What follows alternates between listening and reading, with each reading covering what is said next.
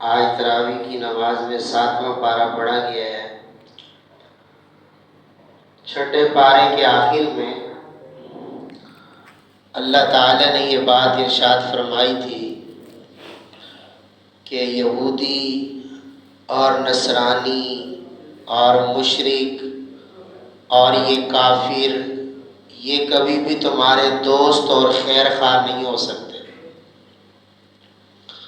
لیکن وہاں اللہ نے یہ بھی فرمایا تھا یہ سارے کافر ہیں تو تمہارے دشمن، لیکن ان میں جو نصارہ ہیں، عیسائی ہیں، نصرانی ہیں، وہ ذرا مسلمانوں کے بارے میں نرم گوشہ رکھتے ہیں۔ یعنی عیسائی اگر ان کو دین کی تبلیغ کی جائے تو عیسائی ذرا یہودیوں کی بنسبت جلدی اسلام میں داخل ہو جاتے ہیں۔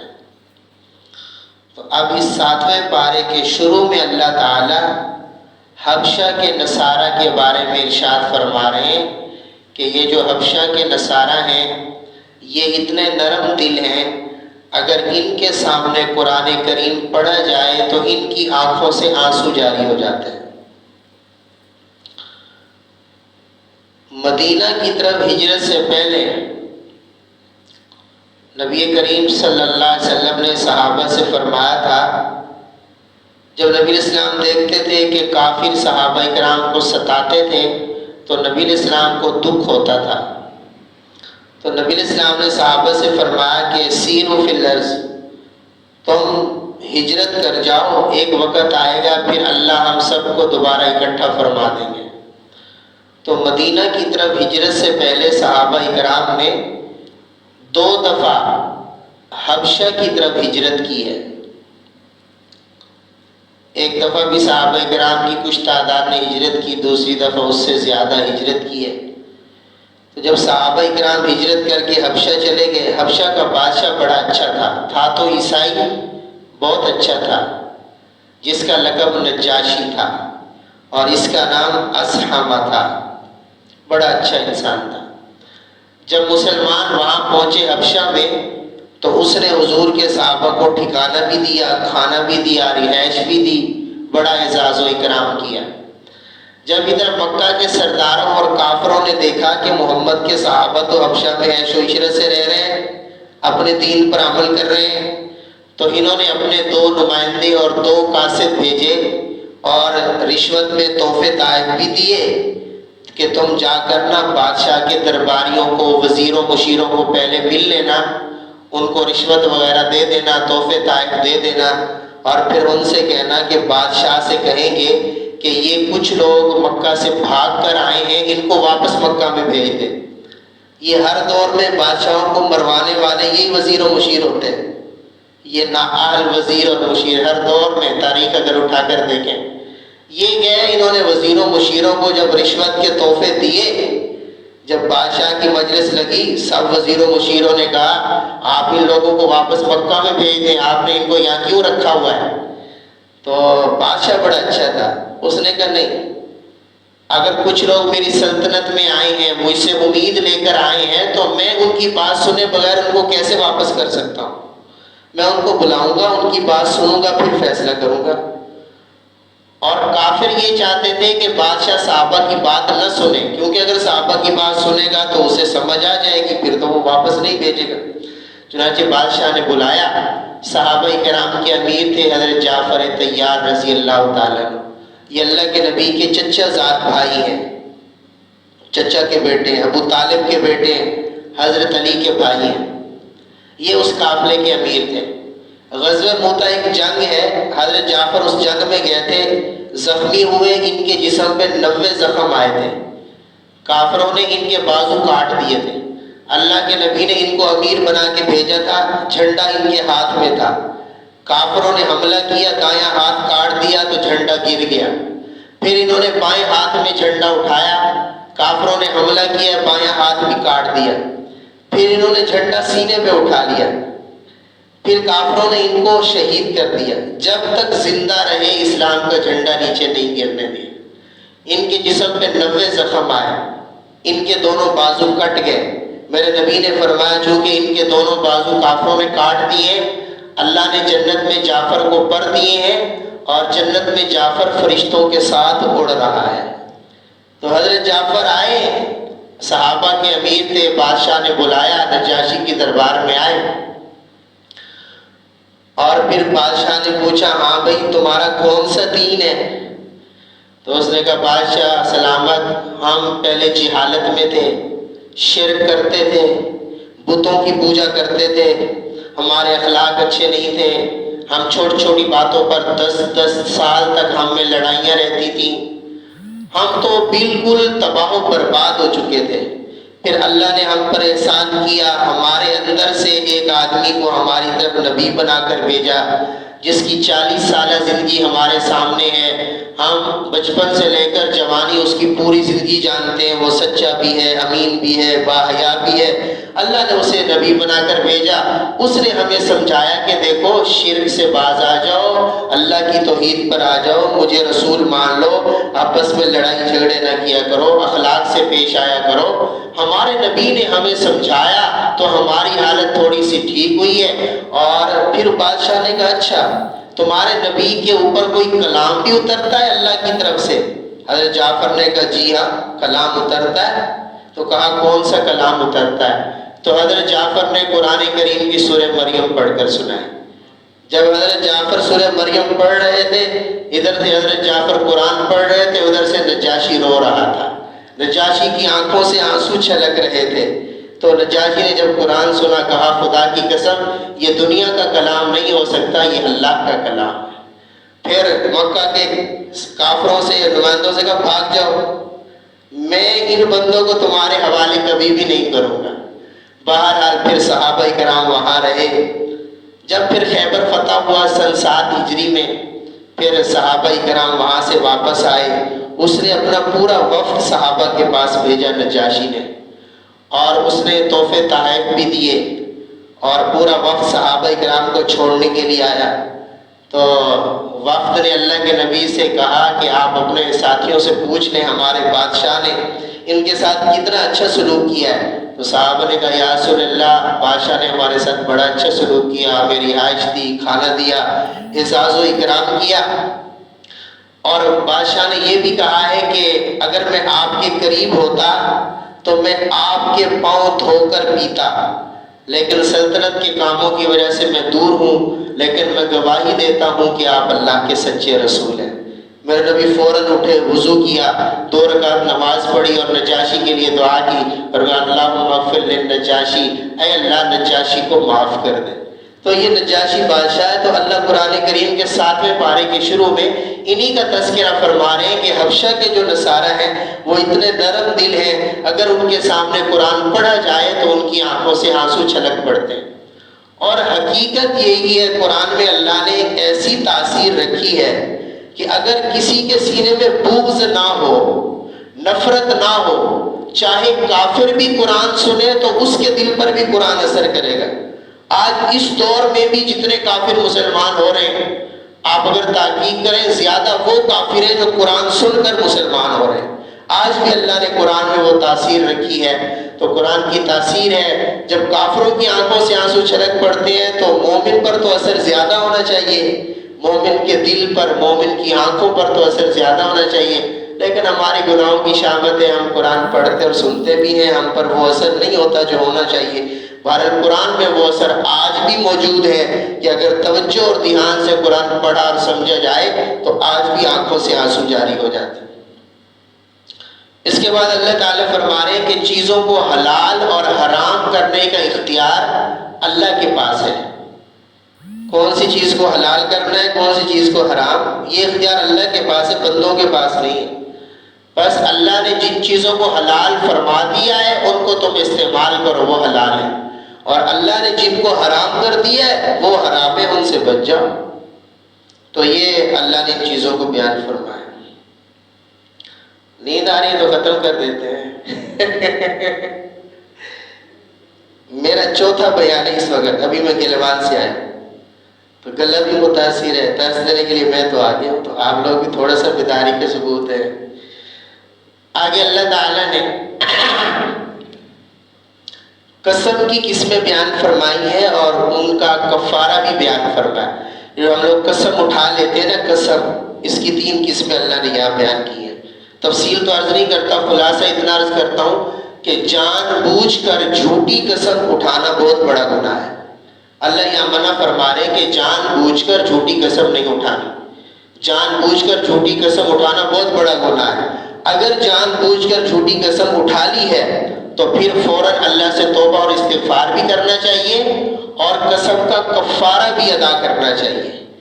قسم کا کفارہ کیا ہے؟ 10 مسکینوں کو کھانا کھلاؤ یا پھر 3 روزے رکھو۔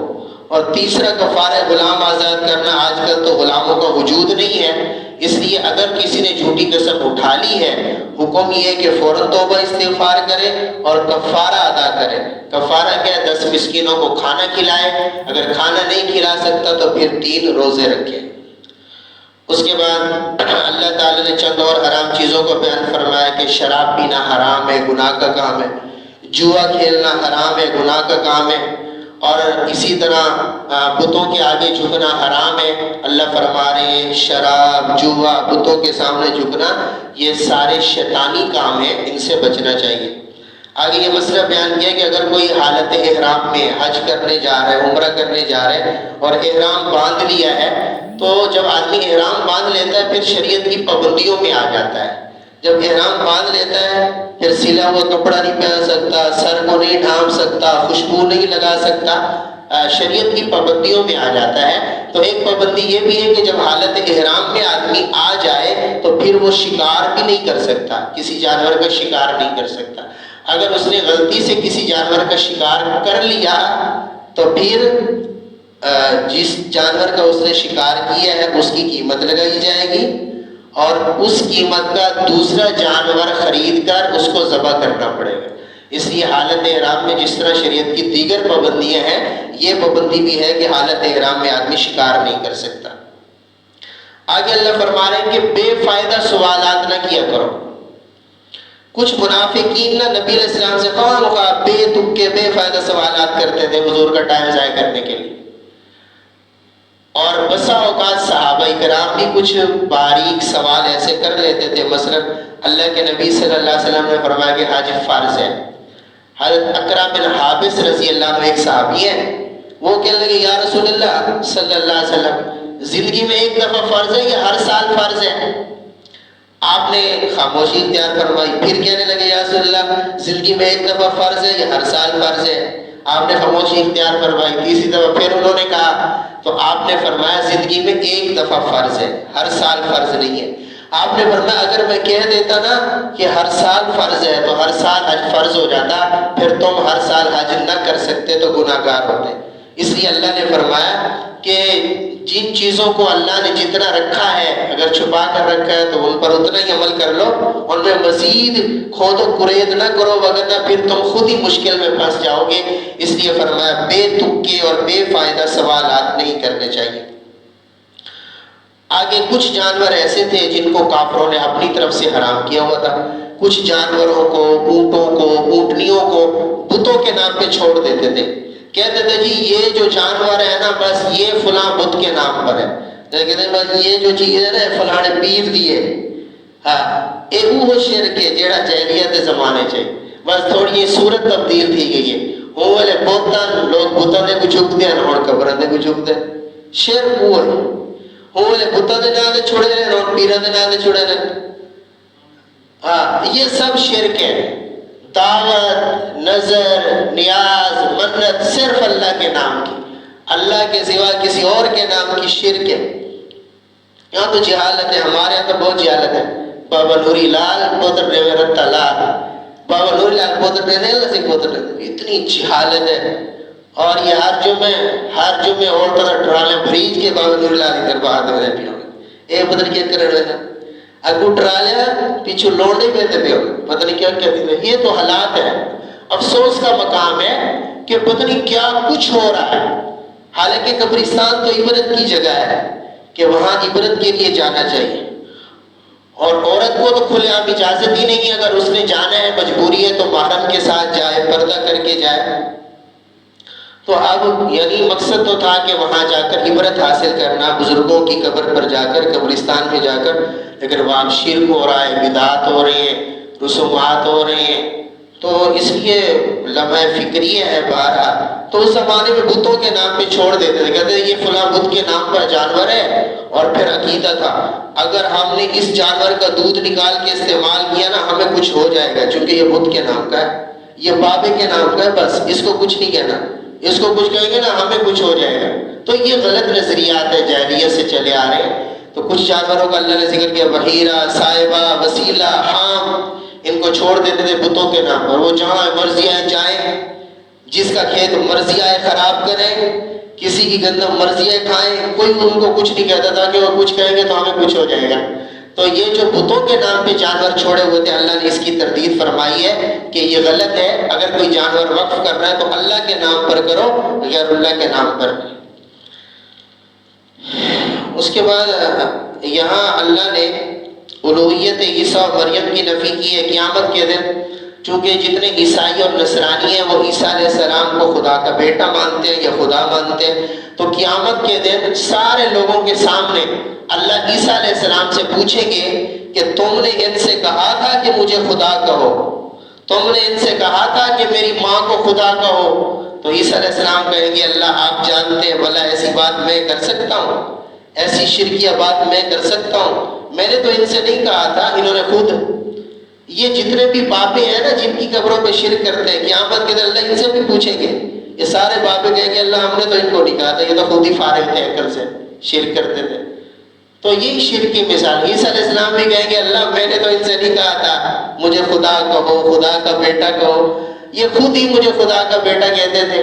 حجت تمام ہو جائے گی جب عیسیٰ علیہ السلام دیکھیں نا اللہ تو بڑے جلال میں، پھر ایسا جملہ بھی کہیں گے تاکہ اللہ کا غصہ تھوڑا سا ٹھنڈا ہو جائے، کہیں گے اللہ ان تعذبہم فإنہم عبادک، اگر آپ ان کو عذاب دینا پھر بھی تو یہ آپ کے بندے ہی ہیں، اور اگر آپ ان کو معاف کر دیں تو آپ کا کیا جاتا ہے، آپ تو معاف کرنے والے ہیں۔ تو نرمی کا جملہ بھی عیسیٰ علیہ السلام کہیں گے، اور یہ دعا میرے نبی بھی اپنی امت کے لیے اکثر پڑھتے تھے، بس اوقات ساری رات حضور سجدے میں یہ دعا پڑھتے تھے، اللہ اگر آپ ان کو عذاب دیں گے پھر بھی تو یہ آپ کے بندے ہیں، آپ ان کو عذاب دے کے کیا کریں گے، اور اگر آپ ان کو معاف کر دیں تو آپ تو ہیں ہی معاف کرنے والے۔ تو یہ اللہ تعالیٰ نے یہاں پر بیان فرمایا۔ آگے اللہ تعالیٰ فرما رہے کہ جو نجات ہے وہ اللہ نے سچ میں رکھی ہے، جھوٹ میں نہیں رکھی۔ یوم ینفع الصادقین صدقہم، قیامت کے دن سچے لوگ ہی بچیں گے، جھوٹے لوگ نہیں بچیں گے۔ اللہ نے جو نجات رکھی ہے وہ سچ میں رکھی ہے، لہٰذا اللہ فرمانا یہ چاہتے ہیں کہ ہمیشہ سچ بولو، سچے معاملات کرو، جھوٹ سے بچ جاؤ۔ آگے سورہ انعام شروع ہو رہی ہے۔ سورہ انعام یہ مکی صورت ہے، اس کی 165 آیات ہیں۔ انعام کا معنی جانور ہوتا ہے، مویشی ہوتا ہے۔ جیسے میں نے عرض کیا مکہ کے کافروں کے جانوروں کے بارے میں غلط نظریات تھے، ان کو اللہ نے اس صورت میں ذکر کیا، اس لیے اس صورت کا نام سورہ انعام ہے۔ یہ جو مکی صورتیں ہوتی ہیں نا جو مکہ میں اتری ہیں، ہجرت سے پہلے اتری ہیں، ان میں اللہ تعالیٰ زیادہ تر 3 باتوں کو بیان فرماتے ہیں۔ پہلی بات اللہ اپنی توحید کو بیان فرماتے ہیں، شرک کی نفی کرتے ہیں۔ دوسری بات رسول اللہ صلی اللہ علیہ وسلم کی رسالت کو بیان فرماتے ہیں، اور تیسری بات قیامت کو بیان فرماتے ہیں، آخرت کو بیان فرماتے ہیں۔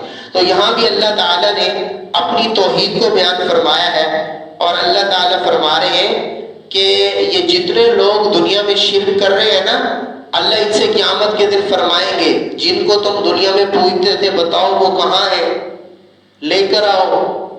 تو پھر یہ سارے مشرک قیامت کے دن مکر جائیں گے، اللہ ہم تو شرک کرتے ہی نہیں تھے، وہاں مکر جائیں گے۔ تو پھر اللہ ان کے منہ پہ مہر لگا دیں گے، پھر ان کے اعضاء بولیں گے، ان کے ہاتھ بولیں گے، آنکھیں بولیں گی، کان بولیں گے، پاؤں بولیں گے، اور وہ گواہی دیں گے اللہ یہ جھوٹ بول رہے ہیں، یہ دنیا میں شرک کرتے تھے اور ہمیں استعمال کرتے تھے۔ تو اللہ وہی فرما رہے کہ قیامت کے دن مشرک بچ نہیں سکیں گے، اور پھر وہاں پر مشرکین اور مجرمین کی یہ تمنا اور آرزو ہوگی، جتنے بھی مجرم کافر مشرک ہوں گے قیامت کے دن پچھتائیں گے اور کہیں گے کاش ہم دنیا میں شرک نہ کرتے، کاش ہم دنیا میں ایمان لے آتے، کاش ہم دنیا میں اچھے اعمال کر لیتے تو آج کے دن ہم بچ جاتے۔ لیکن وہاں پچھتانے کا کوئی فائدہ نہیں ہوگا۔ اللہ فرمانا یہ چاہتے ہیں کہ یہاں دنیا میں کر لو جو کچھ کرنا ہے، آخرت میں پچھتانے کا کوئی فائدہ نہیں ہوگا۔ اس کے بعد اللہ فرما رہے ہیں کہ اہل باطل کی مجلس سے بچنا چاہیے، جو باطل لوگ ہوتے ہیں ان کی مجلس سے بچنا چاہیے۔ آج کل ہمارے نوجوان بھی سوشل میڈیا پر اور میڈیا پر پتہ نہیں کیا کیا سنتے ہیں، کسی ڈاکٹروں کو سنتے ہیں، پروفیسروں کو سنتے ہیں، اور جو قرآن کی حدیث کی غلط تشریح کرتے ہیں، اور یہ پھر متاثر بھی ہو جاتے ہیں۔ تو ایسے لوگوں کو نہیں سننا چاہیے، مستند عالم دین کو سننا چاہیے، ایسے لوگوں کو نہیں سننا چاہیے، ذہن خراب کرتے ہیں۔ اور اسی طرح جو باطل لوگ ہیں، غلط نظریات والے لوگ ہیں، ان کی مجلس میں نہیں بیٹھنا چاہیے۔ اللہ یہاں یہی فرما رہے ہیں کہ اہل باطل کی مجلس میں نہ بیٹھو۔ اسی طرح بری صحبت میں بھی نہیں بیٹھنا چاہیے، اچھی صحبت میں بیٹھنا چاہیے۔ اچھی صحبت کے اچھے اثرات ہوتے ہیں، بری صحبت کے برے اثرات ہوتے ہیں۔ اس لیے یہاں پر اللہ تعالیٰ بری مجلس سے اور باطل لوگوں کی مجلس سے بچنے کا ارشاد فرما رہے ہیں۔ اس کے بعد اللہ نے ابراہیم علیہ السلام کا ذکر کیا ہے کہ ابراہیم علیہ السلام کے والد آزر مشرک تھے، ابراہیم علیہ السلام موحد تھے۔ ابراہیم علیہ السلام نے اپنے والد کو بھی اچھے انداز سے سمجھایا، ابا جی یہ جو تم شرک کر رہے ہو نا، اس سے باز آ جاؤ، اللہ قیامت کے دن بہت بڑا عذاب دیں گے۔ باپ نے کہا ابراہیم چلو چل تو باز آؤ، اگر میں تجھے گھر سے نکال دوں گا۔ کہا ابا جی آپ نکال دیں، آپ کی مرضی، لیکن بات میں سچ کہہ رہا ہوں کہ آپ شرک کر رہے ہو، شرک سے باز آ جاؤ۔ تو ابراہیم علیہ السلام نے بھی اچھے انداز میں اپنے والد کو بھی سمجھا دیا۔ تو اچھے انداز میں اللہ فرما رہے جو بھی مشرک کافر ہو اس کو سمجھا دینا چاہیے، سمجھانا ہماری ذمہ داری ہے، باقی ہدایت دینا تو اللہ کے ہاں۔ اس کے بعد اللہ تعالیٰ نے یہاں پر 18 انبیاء کا تذکرہ فرمایا۔ کسی صورت میں اتنی انبیاء کا اکٹھا تذکرہ اللہ نے نہیں فرمایا، یہاں 18 انبیاء کا اللہ نے تذکرہ فرمایا ہے۔ ابراہیم علیہ السلام سے شروع ہو کر لوط علیہ السلام پر یہ تذکرہ ختم ہوتا ہے۔ اللہ نے 18 انبیاء کا تذکرہ فرما کر فرما رہے ہیں کہ دیکھو اگر تم کامیابی چاہتے ہو تو ان انبیاء کے نقش قدم پر چلو۔ ان نبیوں میں فروعی مسائل میں اختلاف تھا، لیکن جو عقیدے ہیں وہ سب انبیاء کے ایک ہیں۔ توحید کا عقیدہ سب انبیاء کا ایک ہے، رسالت کا عقیدہ سب انبیاء کا ایک ہے، قیامت کا عقیدہ سب انبیاء کا ایک ہے۔ تو اللہ فرما رہے عقائد کے معاملے میں اگر تم کامیابی چاہتے ہو تو ان نبیوں کے نقش قدم پر چلو۔ اس کے بعد اللہ تعالیٰ کی ذات اور صفات کے کچھ دلائل بیان کیے، ورنہ تم تو زمین میں دانہ ڈال کے آ جاتے ہو، گٹھلی ڈال کے آ جاتے ہو، اس دانے سے اس گٹھلی سے پودا کون نکالتا ہے، پودا بڑا کون کرتا ہے، اس پر گندم کون لگاتا ہے، اس پر کھجوریں کون لگاتا ہے، اللہ لگاتا ہے۔ زندہ سے مردہ کو اللہ نکالتا ہے، مردہ سے زندہ کو نکالتا ہے۔ اس کی مثال مثلا مرغی زندہ ہوتی ہے اور انڈا مردہ ہوتا ہے، اللہ انڈے کو مردہ کو زندہ مرغی سے نکالتے ہیں۔ اور پھر ایک وقت آتا ہے انڈے سے اللہ انڈا مردہ ہوتا ہے، لیکن اللہ مردہ انڈے سے زندہ بچہ بھی نکال دیتے ہیں۔ اور اللہ وہ ہے جو مردہ سے زندہ نکالتا ہے، زندہ سے مردہ نکالتا ہے، اور یہ اللہ ہی کر سکتے ہیں، کوئی اور نہیں کر سکتا۔ اس صورت کے آخر میں اللہ تعالیٰ رؤیت باری کا مسئلہ بیان فرما رہے ہیں۔ فرمایا اس دنیا میں تو اس آنکھ سے اللہ کو کوئی نہیں دیکھ سکتا، البتہ معراج والی رات ہمارے نبی صلی اللہ علیہ وسلم نے راجی قول کے مطابق اللہ کو دیکھا ہے، لیکن باقی اس دنیا میں اس نگاہ سے اللہ کو کوئی نہیں دیکھ سکتا، لیکن اللہ سب کو دیکھ رہے ہیں۔ اللہ جو چیزیں چھپی ہوئی ہیں اللہ ان کو بھی دیکھ رہے ہیں۔ لیکن فرمایا جنت میں انہی آنکھوں کے ساتھ جنتی اپنے اللہ کو دیکھیں گے، اور جنت کی سب سے بڑی نعمت اللہ کا دیدار ہوگا، سب سے بڑی نعمت یہی ہوگی۔ جب جمعے کا وقت آتا ہے جنت میں بھی ایک میدان ہے، میدان مزید بہت بڑا میدان ہے۔ جمعے وہاں دن رات تو نہیں ہوں گے، لیکن جمعے کا جب وقت آئے گا اللہ جانتے ہیں، تو وہاں نور کے ممبر لگیں گے، نور کی کرسیاں لگیں گی، وہاں جنتی بیٹھے ہوں گے، پھر یہاں انبیاء بیٹھے ہوں گے، سارے نبی بیٹھے ہوں گے، پھر نبی جنتیوں سے خطاب بھی کریں گے۔